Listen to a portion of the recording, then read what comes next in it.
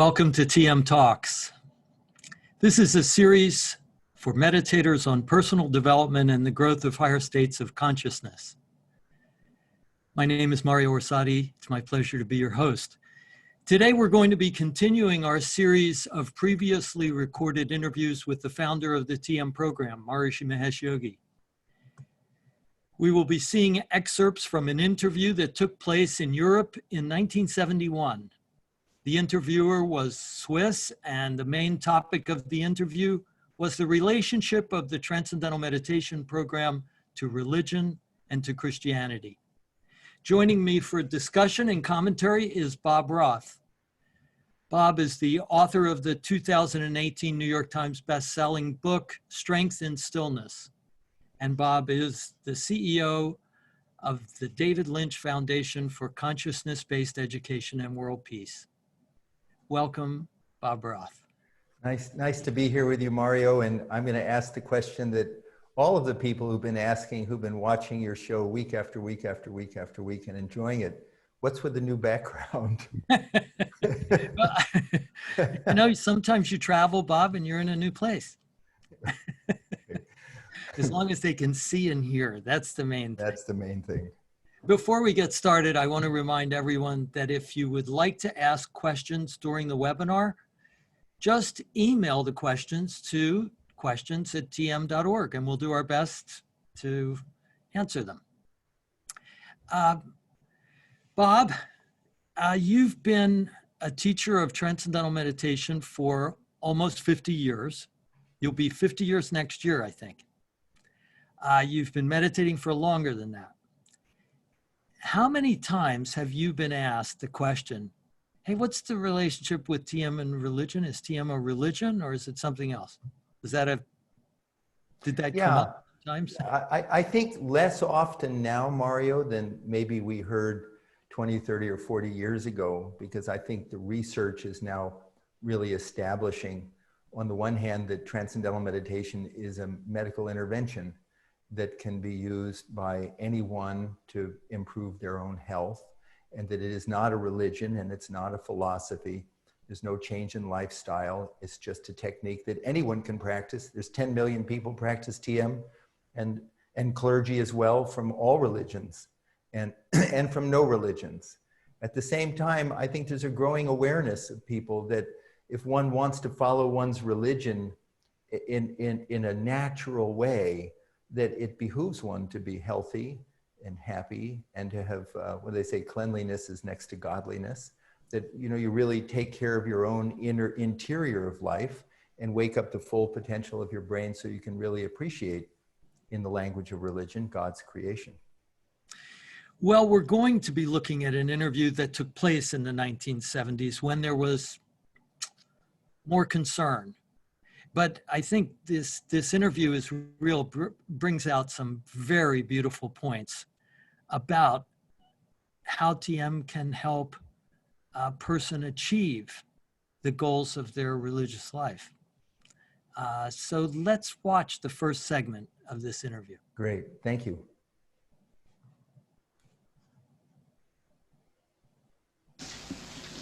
Find the kingdom that lies within you, I think, has been the main teaching of Christ. And therefore, Transcendental Meditation, which takes the awareness to that level which Christ wanted every Christian to have, is only a friend of Christianity. TM is a friend of Christianity because it takes the awareness of the people to the field which Christ wanted everyone to enjoy. TM is a very great friend of Christianity. But those who do not yet know it, they'll know it tomorrow or day after tomorrow.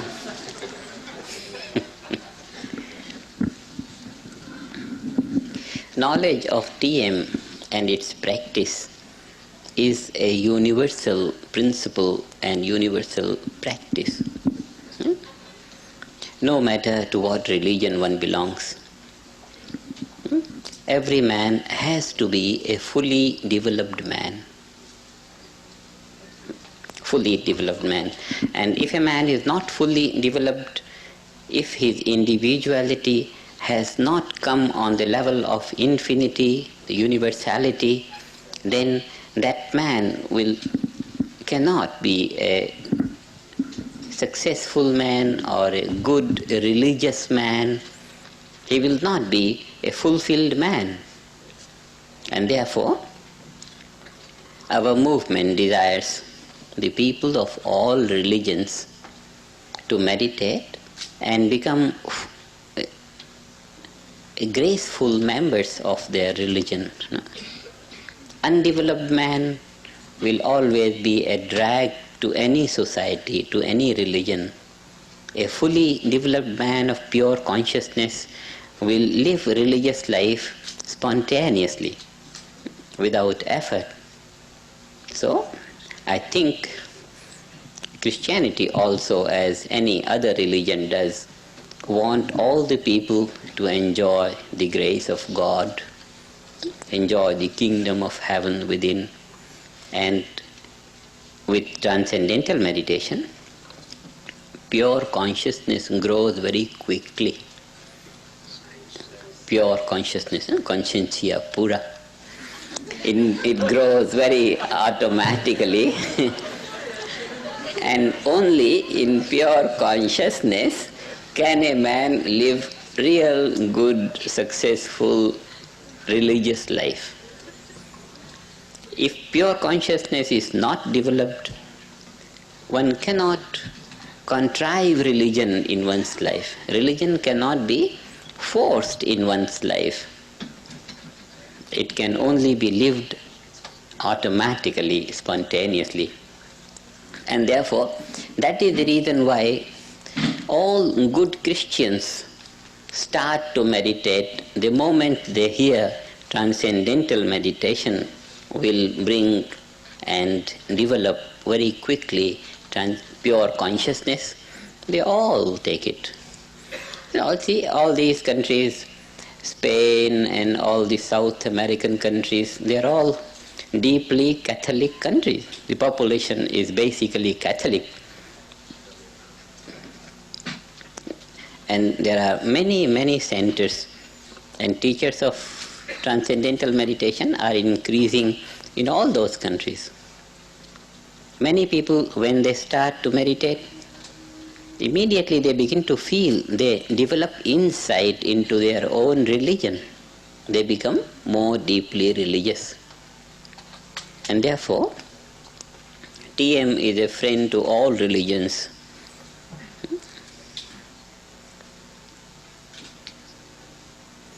And it's a surprise to hear how people, those who do not know what this TM is,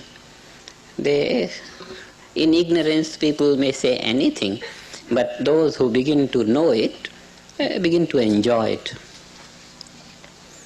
Wherever people have come to know about transcendental meditation, the press has brought out very good articles. See, this summer we were in the States. Church World is a paper of Catholic youth in the state of Maine in the United States. They wrote 4 beautiful articles, and then all the press people were initiated.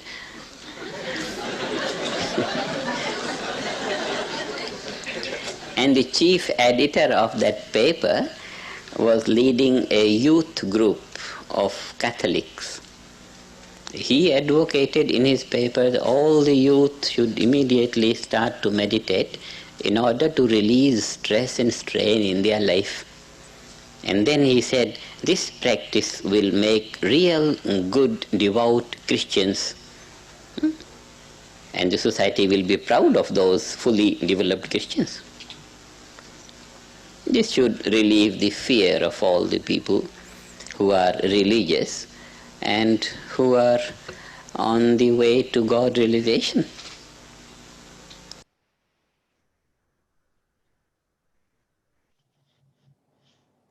I have a question for you, Mario. Yeah. When someone asks you the question, what is the relationship between transcendental meditation and religion? What do you say?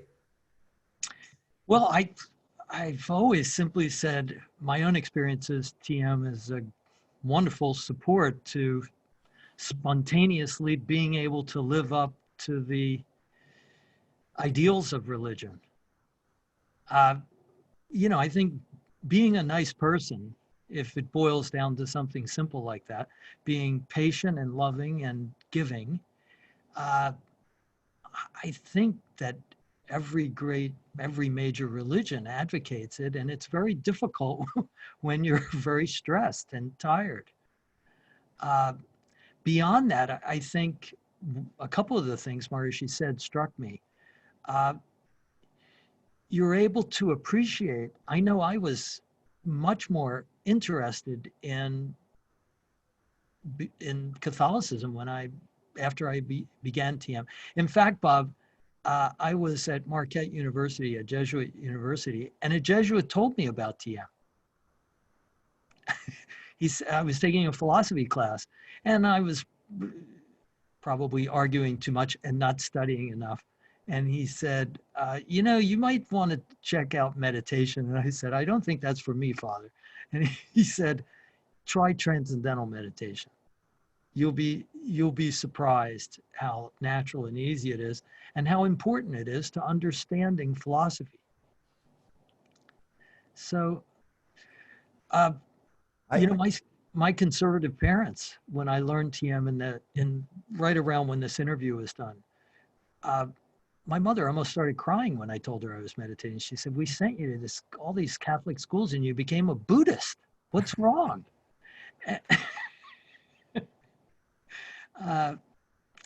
There was that misunderstanding. My parents ultimately learned TM and really enjoyed it. I think what I'd like to do is read some quotes. I think what's interesting is so we can make this assumption that because transcendental meditation, as you all know, is been learned by 10 million people, clergy, as I just said, it's a simple technique for accessing that field of silence that lies within. And then we spontaneously find ourselves making the right choices, spontaneously making the right choices in our life, the foods we eat, the people we're with, the decisions we make in terms of ethics, just quite spontaneously. And in the language of science, we can say we're living more in harmony with the laws of nature.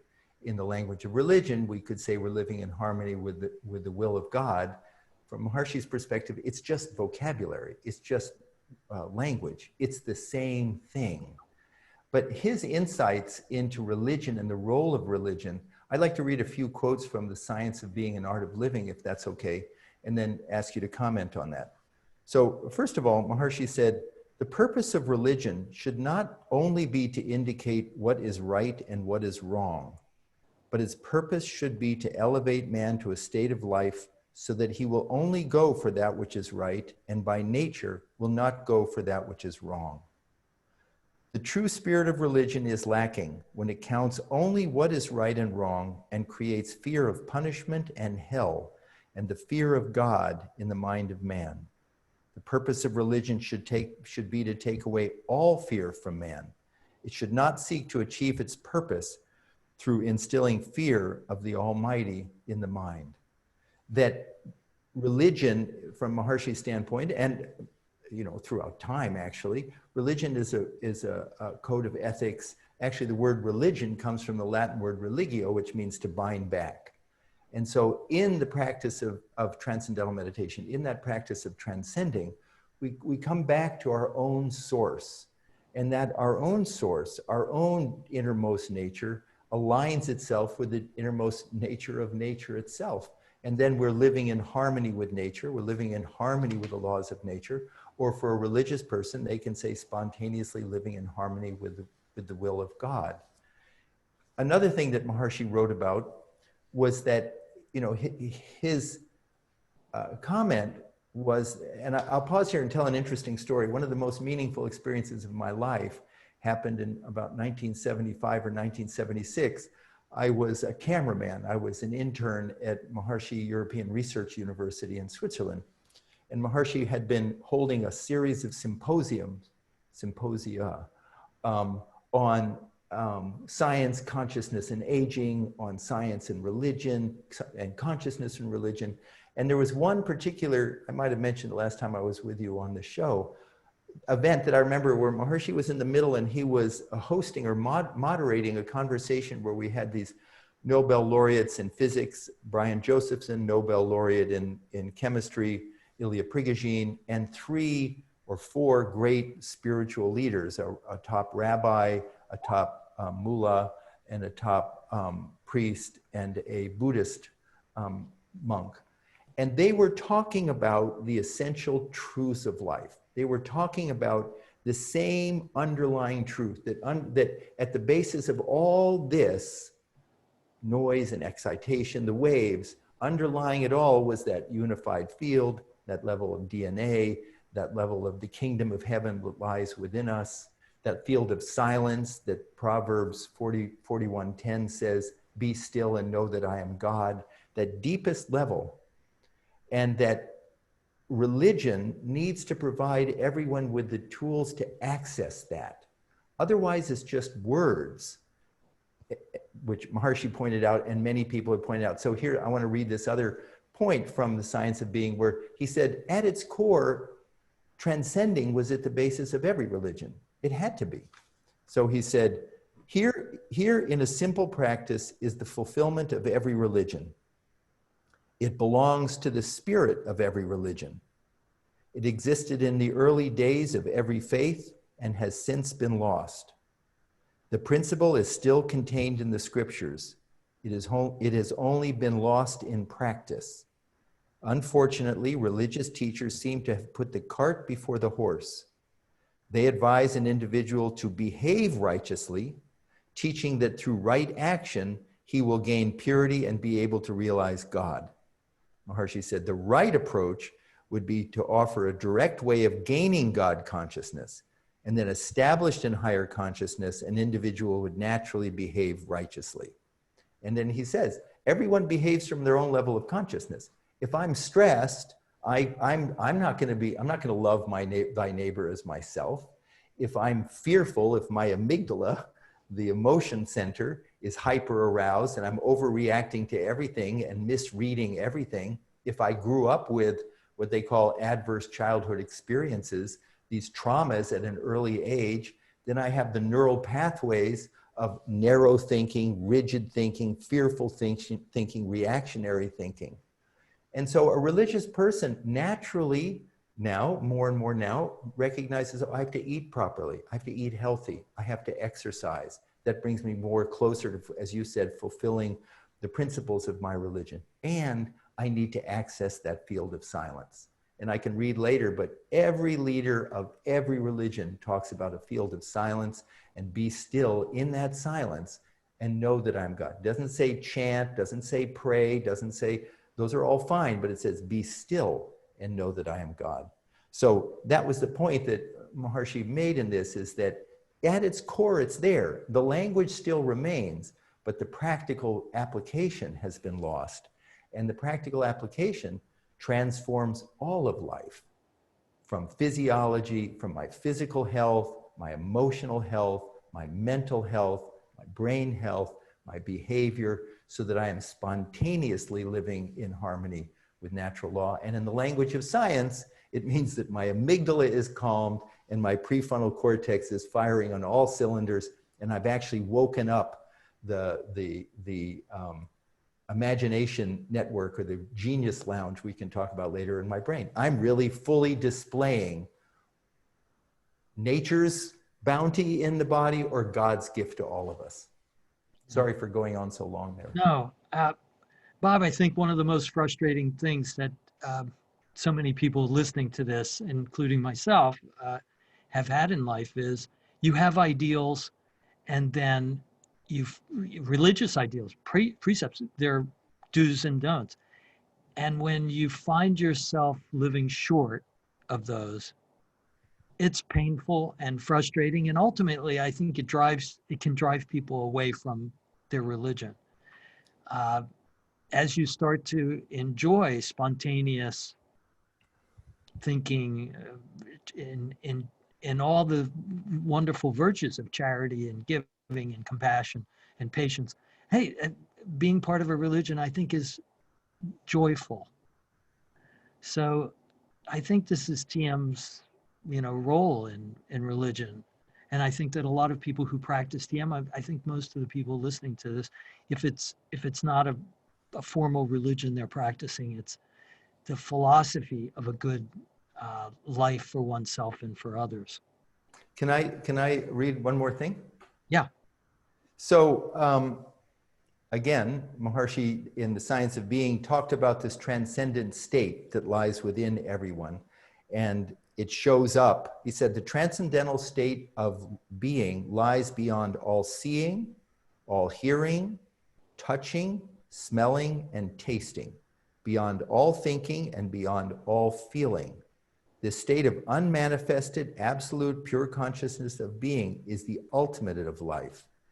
It is easily experienced through the system of transcendental meditation, the process of bringing the attention to that field. Now, it's so interesting. He talks about this field of silence.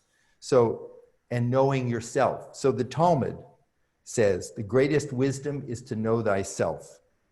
In Luke 17:20, he says, the kingdom of God is not coming with signs to be observed, nor will they say, look, it is here.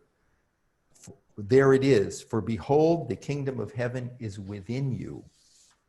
And St. Augustine. Bob, can I interrupt for a minute and say, I know you're a very big baseball fan, and I'm just hoping that I don't see you in the stands from now on with 17, 20, Please okay, don't. Mario, we're going to have to edit out that comment. All right. Yeah. Go right ahead. So St. Augustine said the same thing. Go outside, but return within thyself. In the inward man dwelleth the truth. Confucianism. The heavens are still, no sound. Where then shall God be found? Do not search in distant skies. In man's heart he lies. And one last one from Buddha's teaching. The one who has entered a solitary place, whose mind is calm and sees the way, to that one comes insight and truth and rapturous joy transcending any other. So my point is, religion has all the infrastructure, the language, it's there, just lost the way to access what the wise leaders of every religion have been talking about forever. I mean, Jesus called it the kingdom of heaven. It's just, it was a nice place, lies within you. And seek ye first the kingdom of heaven, and all else will be added unto thee. That's the language of religion. You can look at it, change the language of science, philosophy, it's the same reality. Beautiful. Well, let's listen to Maharishi's next excerpt here.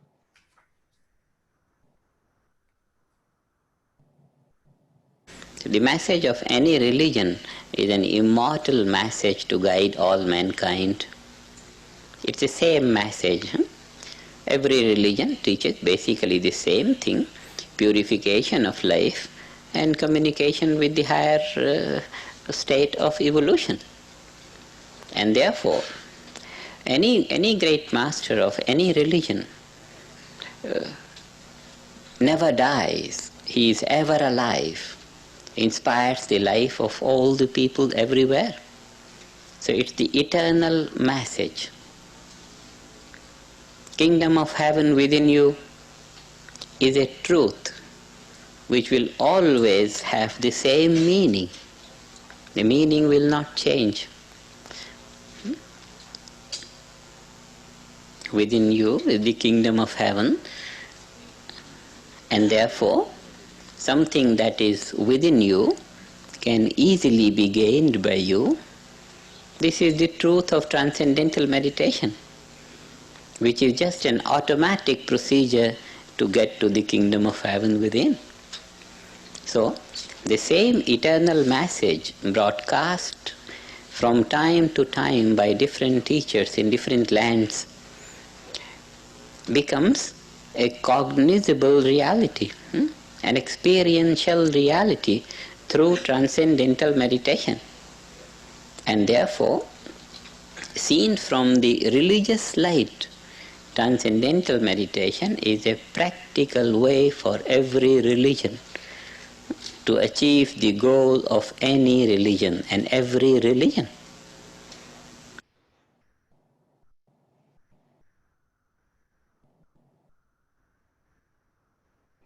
Bob, Yes.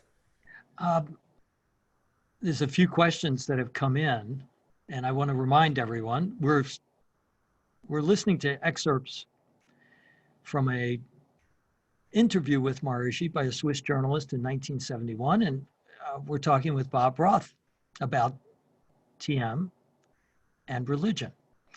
If you have any questions, please email them to questions@tm.org. And here's the first question. What's the difference between meditation and prayer? I assume they're saying, let's say, transcendental meditation and prayer, just to clarify. Did you want me to answer that? Go right ahead, Bob. I was going to let you. Mario, would you answer that? Yeah, well, interestingly enough, I had an experience in the late 1970s of being asked to teach a TM course at a Catholic monastery. And I had taught a couple of the priests already. And I was to meet with the abbot, and the abbot asked me he said, you know, the monks here have all agreed as a community to learn TM as a preparation for prayer. And he said, Mario, do you know what prayer is? Which I went to Catholic school, so I had to say yes. And he said, Mario, the ideal state of mind for prayer is when the mind is like a still lake, silent and pure.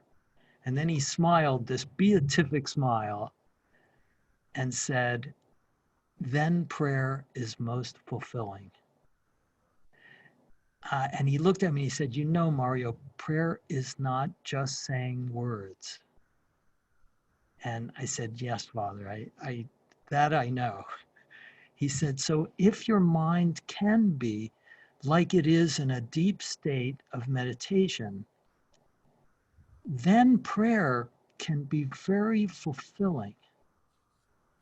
So I think, to me, the difference between TM and prayer is TM is a preparation for what is an existing practice in virtually all religions. I don't know if any religions don't have some forms of prayer. But it depends on the state of mind you're in, whether or not the prayer actually can achieve its goal. You know, So what do you think, Bob? No, it reminds me of in the Bhagavad Gita, which is a textbook of the Vedic literature, Vedic science of consciousness, in chapter 2, verse 48, it says, established in being, capital B being, that inner silence, that inner equanimity, perform action.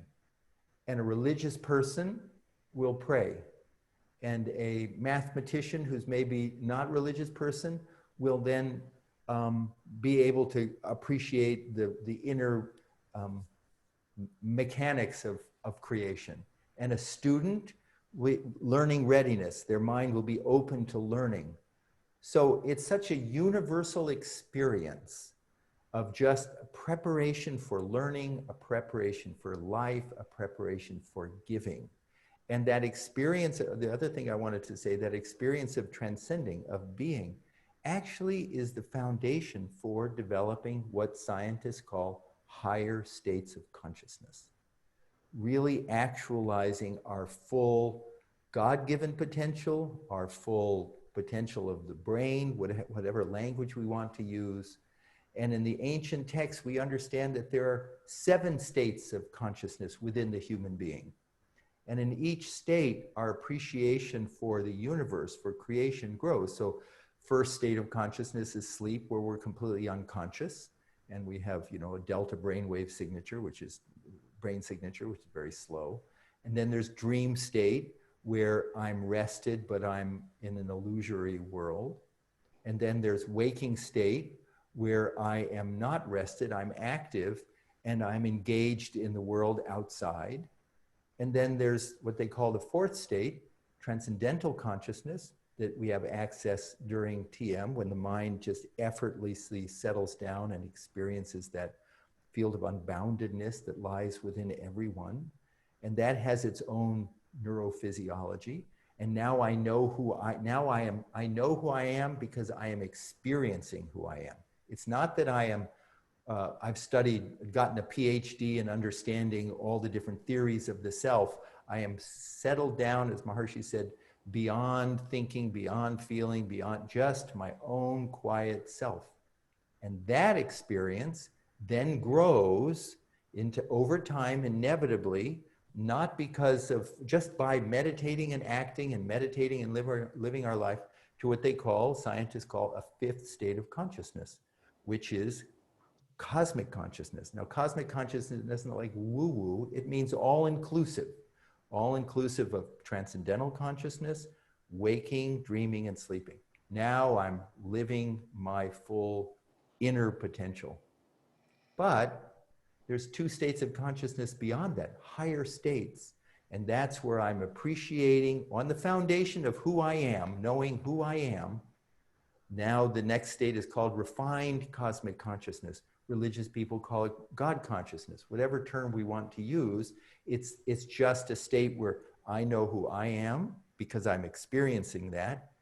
And that is the most fulfilling, most generous, least self-absorbed, most giving state, that cosmic consciousness. And now this sixth state, refined cosmic consciousness, now my neurophysiology changes, my biochemistry changes, and I'm able to perceive the deeper truths of nature, of creation. And they call that refined cosmic consciousness, or the, as I said, religious God consciousness. You appreciate the full glory of the universe of creation. And then the seventh state, which is unity consciousness, which is I know the ultimate reality of my own self, the ultimate deepest reality of the external world, and I know them all to be one. Now, I went into that just to say, this isn't just theory. There will be a neurophysiology associated with each of these seven states of consciousness, just as there's one for waking, dreaming, and sleeping, and now transcending. There will be, over time, science will document and monitor, chronicle, and identify states of consciousness, because this is not nonsense.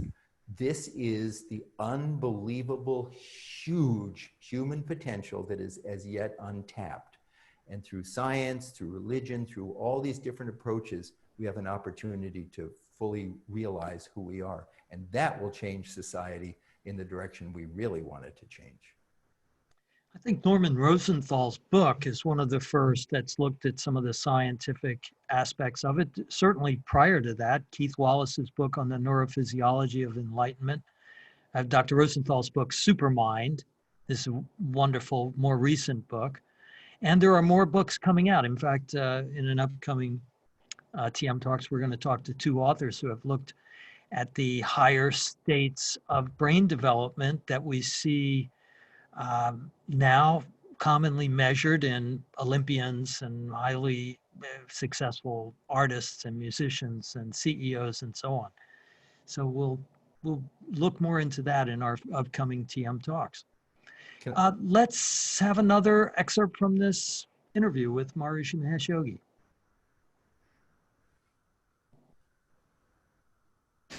Every devout Christian has to be a man of God. He has to have that insight into life and should enjoy that heaven, that bliss consciousness, pure consciousness, which is deep within his mind, deep within his heart, deep within himself. That is the main thing. And this is what transcendental meditators experience in their life. As they start to dive deep within, they begin to feel better, and the stresses are less, and life becomes easier, and help thy neighbor becomes an instinct and an inspiration to everyone. One doesn't have to to know from the teaching that help thy neighbor is a good thing. It becomes a habit. So, and in this way, one begins to live the religion. Living the religion is by developing pure consciousness. Religious life is life which is spontaneously lived. It's not a matter of thinking and doing good, but one is structured in doing good. Christianity is a good religion. Christ has been a great master. All this is good. But what is not good is suffering. No Christian should suffer because Christ has said, Kingdom of heaven is within you. Every Christian should enjoy their bliss consciousness, that freedom which is the essential message of Christ. And it's not necessary to suffer. It's very, very important. No follower of Christ should suffer. There should not be any sect of Christianity which propagates suffering. It's not good to propagate suffering in the name of Christ.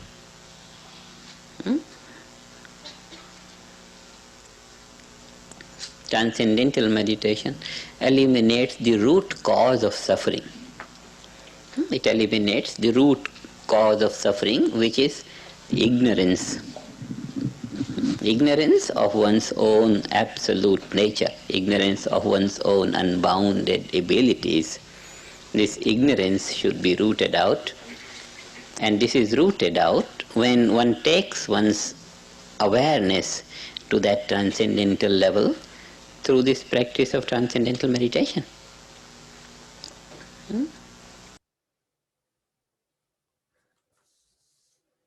Could I comment, Mario? So, two quotes from Maharishi.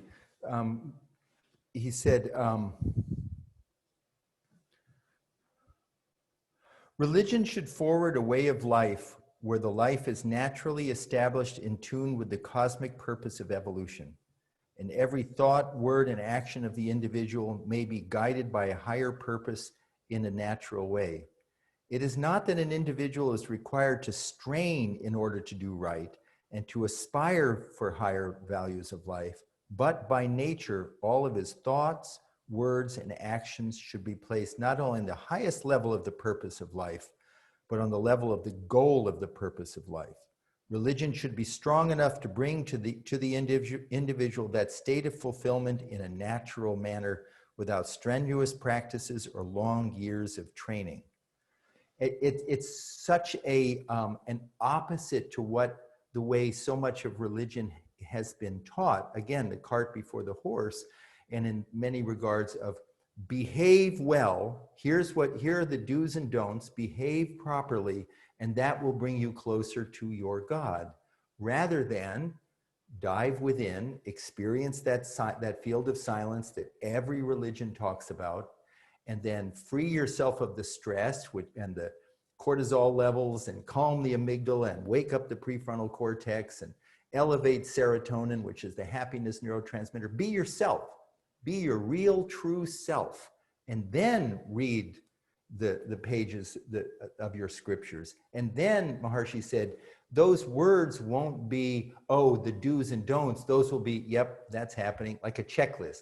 Yes, yes, I did. Yes, naturally, I love my neighbor. Naturally, I follow the 10 Commandments. It's not something I have to remember and study, because my life is on that level of consciousness where it naturally supports that. And I'll just say one more thing on that. We have this experience in our life every day. When we haven't slept well for a few days, we're cranky, and that's putting it nicely. Or we've been, on this coronavirus, and this is scary, difficult times. So much uncertainty for people, so much stress. We see in the news all these things of behaviors going haywire within families, and violence and all of that. Well, how do you live a life in harmony with God's will when you have that kind of high levels of stress inside of you? So what do? Well, we try to go to bed on time and get a good night's sleep. And we try to eat properly and get all the nourishment. And we now know about the human microbiome. And we know that if we eat this kind of food, then it throws off the microbiome. And now there's a leaky gut, and then it goes up into the brain, and now I'm depressed. Well, I can't love God if I'm depressed. And I learn how to transcend. And then cortisol levels go down, and all those things we're talking about. Then we read the scriptures, and then we if we're a religious person. If we're not a religious person, we follow our own internal philosophy of life. It becomes not as important. And I'll read this one last quote because I know I am going on here. Can I read one last quote, Mario? What are you going to say? No? Okay.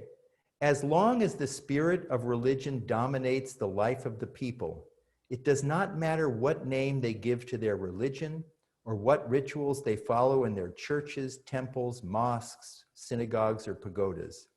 As long as they are established in the spirit of religion and have risen to the state of God consciousness, as long as the stream of life is attuned to the cosmic stream of evolution, it does not matter what they call themselves, Christian, Muslim, Hindu, Jew, Buddhist. Any name will be significant. On the gross level of life, these names carry significance, but on the level, this is beautiful, but on the level of being, they all have the same value. What does matter is that a man should have a life of God consciousness in eternal freedom, a life of complete integration. That's what matters. You're muted, Mario. Mario, you're muted. Sorry. Okay, Based on that last 25 cents you're being. Based on what we just heard from Maharishi there, someone said, isn't life inevitably going to involve some suffering? I don't quite understand what is meant by that a person who achieves these things does not suffer. Well, there's different levels on suffering. I mean, on an individual level, I think in the old days when there was no way to treat diseases, it was okay, you're suffering, and that's bringing you closer to God. And now we understand that a lot of those diseases can be avoided or prevented, and then we don't have to live, we can avert the danger which has not yet come, because they say suffering, stress comes when the demand from the environment, the stressors are greater than my ability to handle them. If the Yes. demand is greater, then I'm small and I get stressed and I get a headache and my jaws tighten up and then I get high blood pressure and life becomes a mess. But on a more cosmic level, suffering, we feel pain. The body feels pain, but when one is established, and this is Maharishi's words and also ancient texts, because he just says the words of ancient texts. When we're established in that transcendental consciousness, that field of bliss consciousness, that is a pretty big deal. That is major inner happiness, majorly. And no pain from the outside. We feel it. It's maybe uncomfortable, but it doesn't overshadow that inner stability, that inner bliss, that inner reality of life, that kingdom of heaven. So there isn't a suffering in the sense of just a collapsing down and I'm sad and I'm sorrowful and I'm lost and I'm hurt and I don't know what I'm doing with my life. That is fully illuminated. Pain and discomfort may be there, but it's not suffering with a capital S. Well, I think, Bob, one of the most interesting scientific published studies that's been done in the last decade was at the University of California, Irvine, where they looked at the using fMRI, they found that if you were eliciting pain in an individual by, I think it was the experiment of sticking a hand in hot water that wasn't burning, but it was very painful, they found that people practicing TM for as little as 5 months had half the reactivity to that pain. They felt the pain, But the brain, the part of the brain that reacts, that feels suffering from pain, was reduced by 50% within 5 months of TM. So even I think new meditators get a sense of what it means to reduce suffering in your life. And you said it beautifully. It's not the outer circumstances that are, or even our own physical pain that causes suffering. It's how our brain is reacting to it. Do we lose ourself? When we are frustrated, and again, we haven't slept well, and then we stub our toe or we break a glass, we go, how could something, it just gets worse and worse and worse. You know, it's just like too much, or we get a flat tire, if we can drive, flat tire in the car, and it's, everything's against us. But if we're clear, if we're in the zone, if we're, you know, we're established more in our, established in being, then these things come to us and they don't break us. We're not a victim from the outside. We're not a victim. We're not a slave to outer situations and circumstances. And again, I want to say, this is not an attitude. This is not a philosophy. This is the way that your cardiovascular system functions, your respiratory system functions, your digestive system functions, your limbic system, which is the emotional network in your brain, system in your brain, prefrontal cortex system. This is a healthy, integrated, normal life. And that's, I think, what Maharishi is trying to bring out, is that just as 200 years ago, we could never have imagined technology and harnessing deeper levels of nature. We have a cell phone and we can send a rocket, and all these different things we're able to do by harnessing deeper laws of nature, deeper levels of creation, God's creation, whatever language. Well, when we harness those deepest levels within our own consciousness, it's a new world. It's a new world. And that world is just dawning. It's just emerging. I mean, there's 50 years of research to show what's there, but it's just an inkling of what's to come. Beautiful. Bob, thank you very, very much. But let's end with a priest talking about his experience of TM. This is Dr. Len Doobie. For me, transcendental meditation is a technique that I use to deepen my religious commitment. I meditate every morning before I celebrate Mass. I feel much more clear, much more centered, much more silent interiorly. It is very practical in many ways, that it gives accessibility by giving an instrument of how we can move to this deeper level. I think it enriches and enhances our understanding. Then that really empowers our prayer, and we do make this conscious contact with this power that's greater than ourselves. For Christians, that's contacting the Spirit of Jesus, the Holy Spirit, becoming aware that that Spirit is with us and in us. As St. Paul says, we are in Christ. That's what this means. And how do you get there?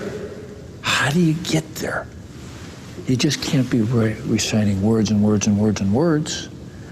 But if you're centering and if you're calming yourself down and you're moving deeper and deeper and deeper, I love that. I say that often well, let's get deeper and deeper and deeper and deeper, and you can see the people getting deeper. And it's so important that people have access where they can experience the contact. And I know that it's happening in me. And I know that I am a different man than, I'm the same man, but I'm a better man. I'm a better Christian. I'm a better priest because of this technique. Beautiful. Bob, Yes, thank you, Mario. and I'll look forward to the next interview with Maharishi that you and I will discuss in about a month. Great. Thank you so much. Love it. Thank you for Don't having go me. away, Bob. I don't know if you remember, but you have to lead a meditation in 10 minutes. 6 months now, Mario. 6 months. 6 months, morning and evening. Fabulous. Keep it up, Bob. Don't stop, please. Also, a special thanks to Michael Lackman for making the tech side of our webinars possible. And to Sam and Melody Katz for producing TM Talks, and Carol and Bob Markowitz for all the wonderful TM-related online events they're organizing. You can see a list of them all at tmevents.org. And I want to especially remind everyone, this coming weekend is the second weekend of a whole series of talks by our faculty at Maharishi International University. These talks take place at noon Eastern Time.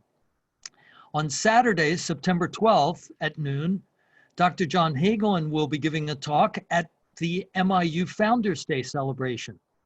And on Sunday, the 13th at noon Eastern Time, Dr. Craig Pearson will be speaking on the treasures within us, discovering the core message in the world's spiritual traditions. A wonderful follow-up to the discussion that Bob and I have been having here based on Maharishi's interview. So if what we've done today seems to be fascinating, interesting, which I hope it was, tune into Dr. Pearson's talk at noon this coming Sunday. And I hope you'll join me next Sunday at 5 p.m. Our guest on TM Talks will be Dr. Cesar Molina, the head of preventive cardiology at El Camino Hospital in Silicon Valley, California. He's a pioneer in preventing heart disease and one of the first doctors in the US to speak out on the value of TM for preventing illness and enhancing health.